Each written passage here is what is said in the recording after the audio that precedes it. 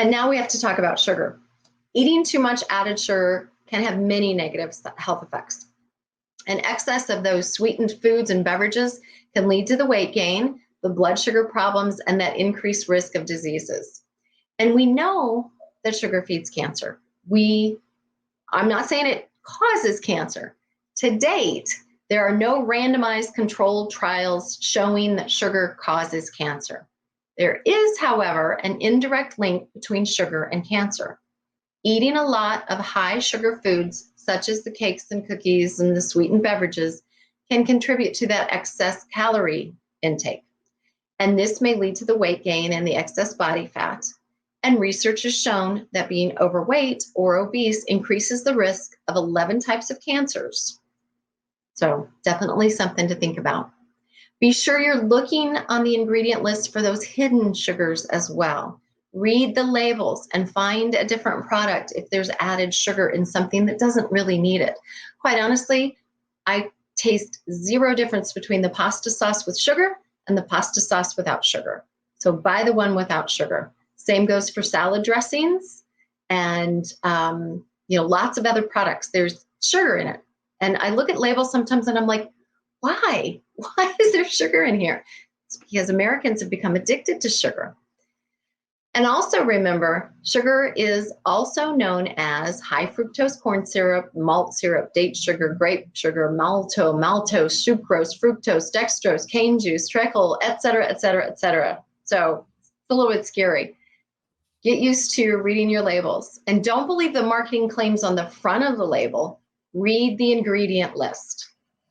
And if you really need a sweetener, use raw organic coconut palm sugar, real maple syrup, honey, or stevia.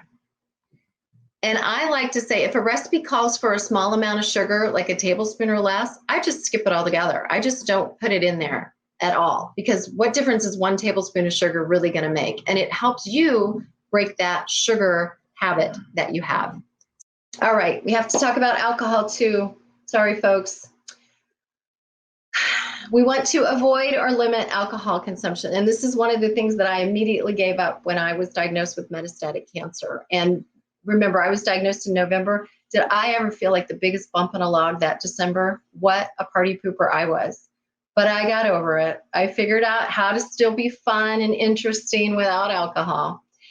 Alcohol is made by adding yeast to crushed grains, fruits, veggies, and allowing that mixture to ferment. Frequent alcohol consumption has been shown to promote inflammation, and it may contribute to a number of health problems, right?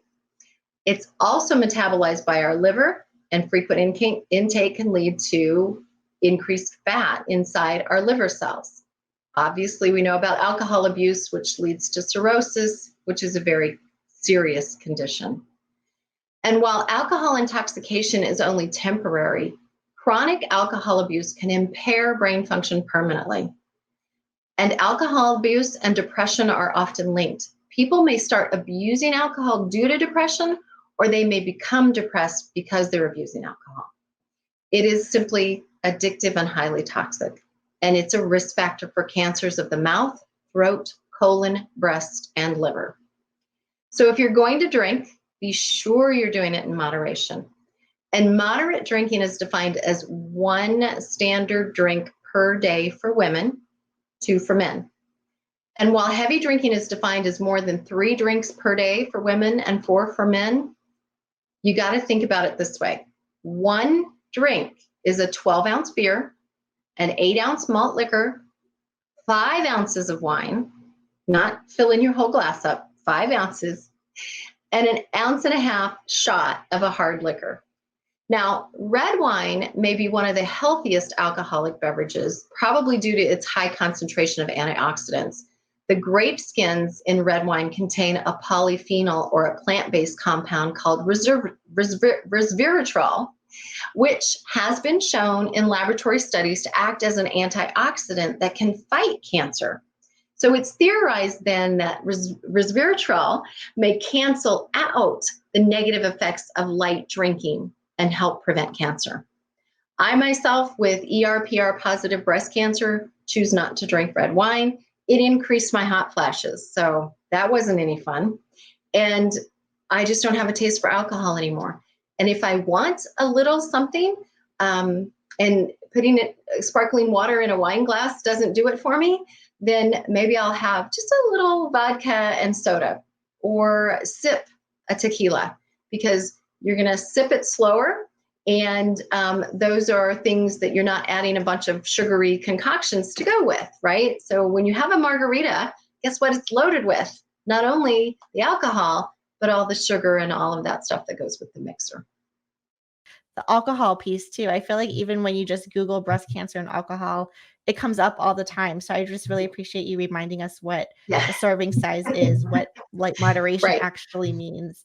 And it's hard too, because I know a lot of times, and I'll throw myself out there, I was diagnosed with breast cancer and I'm like, well, I'm going to have a bottle of wine because I'm really upset and depressed and angry. And it leads to, I think, some of those other side effects of the hot flashes. Don't even get me started, but the depression side, the anxiety, and the self-esteem piece, right? You end up on this um downward spiral. And so, it's, I think it's one thing to be there in a moment, but know that it's a continuum and you don't have to stay there. Right, right. Yeah, and you can start to just kind of taper off a little bit and wean yourself. You don't have to go cold turkey. I did the cold turkey thing, and it was pretty rough, but I managed it. That's just how I am.